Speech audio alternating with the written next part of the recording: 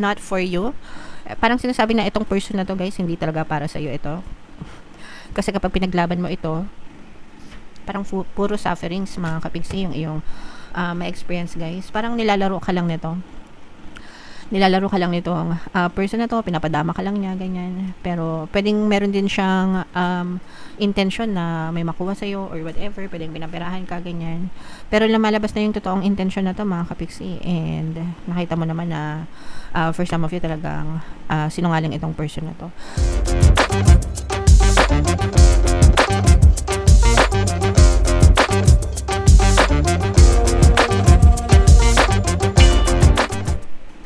Hello guys, hello Sagittarius, welcome back to Pinay Pixie Tarot. Ang pamagat ng episode natin for tonight is mid-month kapalaran para ngayong April 16 to 30 para sa Sagittarius, Sun, Moon, Rising, Sign, and Venus. So, unahin ko tong deck na to guys. Tignan natin yung mga mensahe sa inyo or yung mga paparating sa inyo guys ngayong April 16 to 30.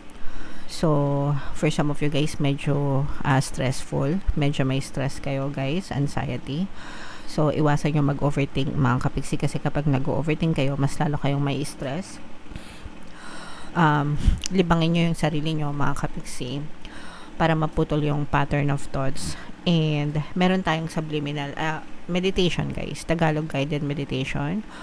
Para mawala ang stress and anxiety. Pwede nyo pakinggan yun guys, makakatulong sa inyo para kumalma yung isipan nyo guys, kasi kapag mataas yung stress level nyo, malakas yung negative energy nyan guys, and maaari kayong mag-suffer lalo. Okay? So, yan yung first message for you. Yung next message, Sagittarius, is we have door to romance in reverse. Pwedeng, eto guys, yung dahilan din ng stress nyo is pwedeng nagkakaroon dahil sa romantic partner nyo, sa mga may karelasyon, baka nagkakaroon kayo ng problema sa person nyo, kaya medyo nai-stress kayo. Kasi syempre, stressful naman talaga kapag problema sa relationship mga kapiksi. So, yeah, kalma lang guys. Subukan nyo kausapin yung inyong mga person para magkaayos kayo. Minsan, kailangan nyo ng space sa isa't isa para kumalma, and kapag kalmado na, tsaka nyo kausapin. Kasi kapag tensed kayo, tension kayo, may tension sa person mo, mas lalong hindi magiging maayos yung inyong communication. Mas lalong pwede kayo maghiwalay or gumulo, diba? Pero kung kalmado kayo, peaceful kayo, and tsaka kayo nag-usap, mariresolve yung mga issues nyo mga kapigsi. Pwede rin kayo makinig ng mga relationship subliminals natin guys, if ever man na nagkakaproblema kayo sa relasyon, pampabati, ganyan, pampamahal, pampabalisa, yeah, kahit ano, para ma-fix yung relationship nyo guys. Okay? And another message sa inyo mga kapigsi is, yung iba sa inyo guys, apektado na yung kalusugan, no? Ganun talaga minsan or madalas kapag stress kayo, nakaka-apekto yan sa kalusugan mga kapigsi. So wag nyo nang antayin na magkaroon pa kayo ng sakit guys, no? Dahil lang sa mga stress nyo. So pagdating sa stress guys, kayo lang yung makakatulong sa sarili nyo, kasi kayo lang yung makakakontrol ng pattern of thoughts nyo. So yes, makakatulong yung kausapin nyo yung mga kaibigan nyo or close nyo para mailabas nyo yung sama ng loob nyo. But at the end of the day guys,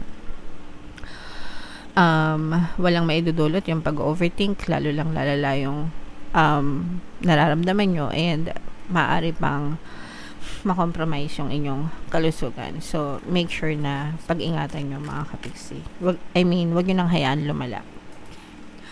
Okay, alright. So, comment down below, Sagittarius, if feeling nyo naka-resonate kayo dyan. Pasensya na kayo, medyo sinisipon tayo, guys. Masakat, lalamunan natin. So, tingnan natin yung ganap sa inyo ngayong April 16 to 30. Shuffle ko to, guys. Sabang sineshuffle ko to, panoorin nyo muna yung video natin regarding sa ating paano mag-manifest ng abundance video course. Kapigsi, sawa ka na ba sa mga struggles at hirap sa buhay mo? Masipag ka ba at masikap sa buhay ngunit hindi ka pa rin umaasenso? Ilang beses ka na bang nag-attempt magnegosyo at mag-invest pero palagi ka pa rin nalulugi? Sa pagkakataon na ito ay maaaring may subconscious beliefs ka na nagiging balakid sa iyong pag-unlad at pagyaman. Introducing, paano mag-manifest ng abundance video course. Dito ay matututunan mong ma-overcome ang mga balakid mo para tuluyan ka ng umunlad, umasenso, sumagana, maging matagumpay, successful at maswerte sa iyong kabuhayan, pera, trabaho, negosyo, salapi at kaperahan ng bonggang-bongga. Dali, mag-send na ng email sa pinoypixitaro@gmail.com at simulan na ang iyong pagyaman ngayon. Alright, so sa lahat ng gusto mag-avail ng course guys, naka-flash sa screen nyo. Una, meron tayong paano mag-manifest ng abundance video course. Pangalawa, meron din tayong paano mawala ang third party at magkaroon ng harmonious na relationship.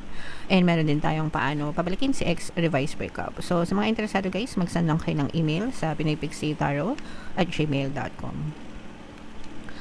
So, Sagittarius guys, kayo ay represent ng King of Wands sa ating spread. Ito guys, medyo may pagka-nega. Although meron din naman positive, pero mas marami yung negative energy mga kapiksi, no? Lumabas dito yung energy ng stress, guys. Meron dito yung presence ng earth signs, Capricorn, Taurus, Virgo. For some of you, maaaring may earth element kayo sa inyong natal chart or you may be dealing with an earth sign. Yung sinasabi nating stress mga kapiksi, pwedeng sa trabaho din ito guys, at saka sa workplace. So, nakikita talaga natin yung pagka-stress nyo. Mga kapiksi, no? Yung iba sa inyo hindi makatulog, aligaga, balisa. Yung iba sa inyo pwedeng naloko kayo mga kapiksi, or you may be dealing, pwedeng you may be dealing with a very toxic situation or toxic person mga kapiksi. Pwedeng isa yan sa mga dahilan ng stress mo.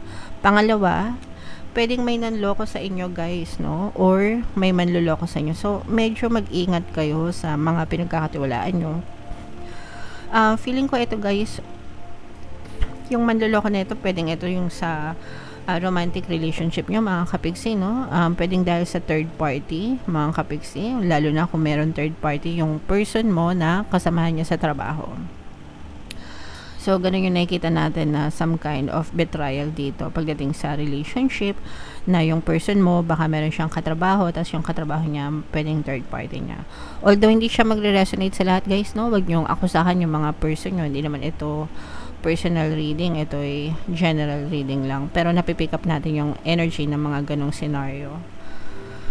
Guys, kaya medyo nai-stress kayo. And aside from that, sabi ko nga sa inyo, na-stress kayo sa trabaho nyo kasi yung iba nabubuli, parang ibig sabihin parang kinakayang-kaya na kayo sa trabaho nyo, or pinapower trip kayo, ganyan. So, kung kaya nyo tiisin mga kapiksi, kung hindi naman masyadong grabehan, tiisin nyo na lang. Pero kung hindi nyo kaya yung mga pambubuli sa inyo, it's either lumipat kayo ng trabaho guys, or magsumbong kayo, diba, sa HR, ganyan, para lalo na kung may ginagawang hindi maganda sa inyo, para mapaglaban nyo rin yung karapatan nyo mga kapiksi. Pero yung iba sa inyo guys, tinitiis kasi maganda naman yung kitaan nyo dyan sa trabaho nyo. Pagdating sa sweldo, maganda naman yung bigay, maganda naman yung kita nyo, maganda naman yung source of income nyo. So, kaya parang nag-iisip din kayo, nagdadalawang isip din kayo kung aalis kayo or hindi. Kasi nga, maganda naman yung bigayan, kumbaga. So, syempre guys, kayo na lang yung magdidesisyon yan, mga kapiksi. Pwede yung pakinggan guys yung subliminal, no? Pampabait ng boss and mga kasamaan sa trabaho, guys. And sa mga may kabit guys, no, pwede nyo pakinggan yung tawag dito, pampawala ng kabit, third party. At saka pwede rin yung course natin, paano mawala ang kabit mga kapiksi, third party, and magkaroon ng harmonious na relationship. So ito guys, may mga negative pa rin talaga, no. Lumalabas talaga na nakikilala nyo yung totoong intention nitong person na to mga kapiksi, and it's too much for you to bear. Parang feeling mo sinaksak ka sa puso, sinaksak ka ng patalikod, sinaksak ka ng, parang feeling mo, this is overthinking mga kapiksi. Excuse me. So, palagi ka na lang nakakaisip ng nega. This is overthinking and this is making your situation worse. Guys, ibig sabihin mas lumalala yung sitwasyon mo kasi nag-overthink ka. Pero hindi mo naman maiwasan mag-overthink kasi nakikita mo or na-experience mo yun sa physical reality mo. Lalo na kapag nag-discover mo itong mga kalokohan nitong person na to sa'yo, mga kapiksi. So, medyo malalim yung impact nito sa inyo, guys. So, kung kaya nyong kausapin and i-resolve yung mga issues, gawin nyo. Pero kapag nakipag-usap kayo guys, kailangan kalmado, peaceful. Huwag nyo awayan kasi pag inaway nyo, lalo lang lalala yung sitwasyon nyo. So, you have to learn to communicate in a very peaceful manner, calm and peaceful manner mga kapiksi, para ma-resolve yung sitwasyon. Otherwise, baka kayanin lang kayo nitong person na to. Yung person na to guys, parang medyo immature, isip bata, ganyan. Baka mas bata sa'yo yung person mo and hindi siya masyadong seryoso sa'yo. Parang nakiki-ride lang siya, nakikisama lang, pero parang hindi to masyadong committed sa'yo guys, kaya parang wala lang sa kanya, bali wala lang sa kanya kahit nasasaktan ka niya. So, again guys, kausapin nyo na lang na maayos, no? Kung gusto niyo pang ipaglaban para maging ma-resolve yung issue niyo. So, hindi naman ito love reading guys, pero malakas yung love energy, negative energy sa romance. Kitang-kita naman natin ito. So, this is definitely betrayal mga kapising.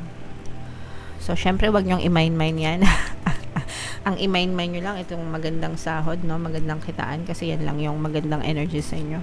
So, tingnan natin yung additional message for you, Sagittarius. Bunot lang tayo ng isa pa dito. Not for you.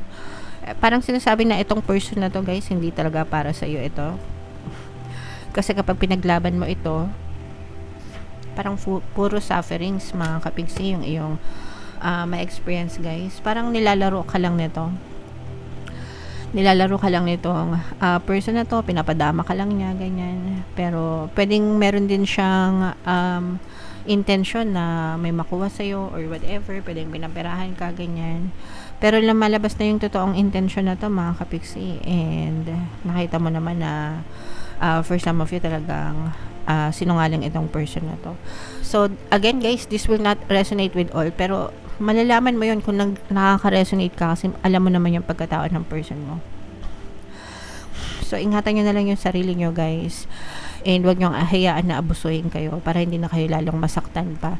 Hindi worth it yung stress nyo dahil lang sa person na to, kasi itong person na to hindi nito deserve, no? Hindi nito deserve yung pag-ibig na binibigay mo sa kanya. So hindi siya worth it, sayang energy nyo guys. Alright, so comment down below mga kapiksi if feeling nyo naka-resonate kayo dyan. For more tarot readings guys, ito yung playlist nyo. Ito yung ating success stories ng paano mag-manifest ng abundance video course. Click here to subscribe guys, and ito yung ating mga mambaswerte subliminals. Thank you for liking, sharing, and subscribing. See you next time. I love you all mga kapiksi. Have a nice day. Bye-bye.